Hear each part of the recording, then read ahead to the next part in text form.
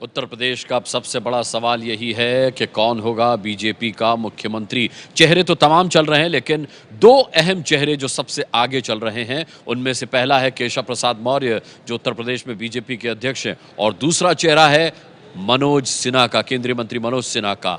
देखिए ये रिपोर्ट, क्या आकलन कहता है कौन हो सकता है मुख्यमंत्री उत्तर प्रदेश का।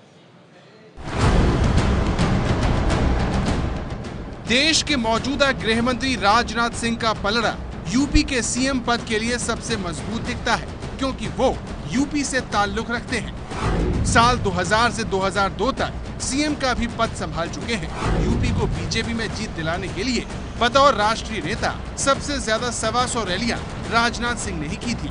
लेकिन राजनाथ सिंह को क्या दोबारा यूपी भेजना पसंद करेंगे पीएम? केंद्र में भी प्रतिभा को लेकर बार बार सवाल उठते रहे हैं। खुद राजनाथ सिंह के लिए भी ये फैसला लेना बेहद मुश्किल होगा कि वो केंद्र में बने रहें या फिर प्रदेश में लौटकर राजनीति करें। पार्टी और संगठन आपसे कहता है वहां जाने के लिए, उत्तर प्रदेश जाने के लिए, तो क्या आप खुले हुए हैं उसके लिए? खुला रहना बंद रहना ये तो अलग की बात है। ये प्रश्न तो काल्पनिक हो गया है। बहुत सारे चेहरे हैं वहां। यूपी के गाजीपुर से बीजेपी सांसद मनोज सिन्हा भी सीएम पद की रेस में हैं। बड़ी वजह उनका मोदी और अमित शाह का करीबी होना।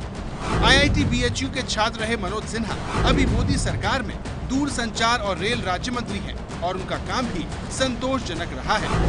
भूमिहार जाति के मनोज सिन्हा यूपी की प्रभावी जाति में नहीं गिने जाते हैं, इसलिए उनका दावा भी मजबूत समझा जा रहा है। आप कितना मुख्यमंत्री पद की रेस में हैं? मैं मुख्यमंत्री पद की रेस में बिल्कुल नहीं।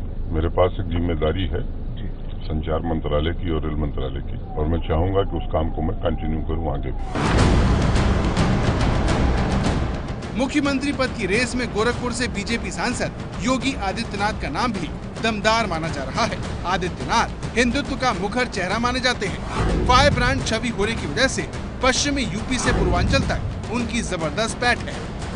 3 विशेषताएं उत्तर प्रदेश के मुख्यमंत्री में क्या होनी चाहिए? सामाजिक, आर्थिक और सांस्कृतिक विशेषताओं को जानने वाला व्यक्ति होना चाहिए। उत्तर प्रदेश के सर्वांगीण विकास के बारे में एक रचनात्मक सोच उस व्यक्ति के अंदर होनी चाहिए। उत्तर प्रदेश को देश के विकसिततम राज्यों में स्थापित करने का जज्बा उसके अंदर होना चाहिए। इन तीनों में आप कितने में फिट हैं? मैंने कहा ना, मैं तो सब में फिट हूँ। प्रदेश के नेताओं में, पूरे संघ परिवार और बीजेपी के कार्यकर्ताओं में वो शायद सबसे ज्यादा लोकप्रिय हैं, और उत्तर प्रदेश में बहुसंख्यकों का ध्रुवीकरण कराने में उनकी सबसे अहम भूमिका भी मानी जा रही है। लेकिन बहुत ज्यादा कट्टर व आक्रामक चेहरा होने की वजह से उनके चयन में कुछ परेशानी जरूर आ सकती है। बीजेपी के यूपी अध्यक्ष केशव प्रसाद मौर्य ने गैर यादव पिछड़ी जातियों को पार्टी के साथ खड़ा करने में बड़ी भूमिका निभाई है। महाराष्ट्र में देवेंद्र फडणवीस या झारखंड में रघुवर दास, तो फिर यूपी में केशव प्रसाद मौर्य क्यों नहीं? ये केंद्रीय संसदीय बोर्ड का विषय है। अभी कल बैठक है, कल बैठक के बाद क्या निर्णय आता है उस निर्णय की प्रतीक्षा करिए। फूलपुर से बीजेपी सांसद केशव युवा हैं और मेहनती भी, इसीलिए केंद्रीय नेतृत्व उन्हें पसंद करता है। लेकिन अतीत की जिंदगी के कुछ दागदार पन्ने उनकी राह में रोड़े अटका सकते हैं।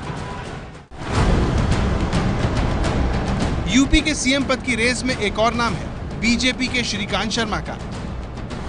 श्रीकांत शर्मा अभी पार्टी में राष्ट्रीय सचिव हैं। मथुरा से पहली बार विधानसभा चुनाव श्रीकांत शर्मा ने लड़ा और बड़ी जीत हासिल की। श्रीकांत शर्मा अमित शाह के बेहद करीबी हैं। कहा तो यहाँ तक जाता है कि अमित शाह के पास जाने का रास्ता श्रीकांत शर्मा के पास से ही खुलता है। टीवी चैनलों में बीजेपी का पक्ष रखने वाले सिद्धार्थनाथ सिंह भी सीएम पद के प्रमुख उम्मीदवारों में से एक हैं। इलाहाबाद पश्चिम से उन्होंने बड़ी जीत दर्ज की है। सिद्धार्थनाथ सिंह पूर्व प्रधानमंत्री लाल बहादुर शास्त्री के नाती हैं। इलाहाबाद की रैली में अमित शाह ये ऐलान कर चुके हैं कि बीजेपी की सरकार बनने पर उन्हें महत्वपूर्ण दायित्व दिया जाएगा। यूपी में कमल खिलाने वाली बीजेपी के पास चेहरे तो हैं, लेकिन चुनौतियां भी कम नहीं हैं। जानकारों के मुताबिक यूपी जैसे बड़े और जटिल प्रदेश में कोई भी डमी कैंडिडेट नहीं चल सकता, और जिस कदर जनता ने आगे आकर बीजेपी को बहुमत दिया है, उसके बाद जनता की आकांक्षाएं और अपेक्षाएं भी बहुत भारी हैं।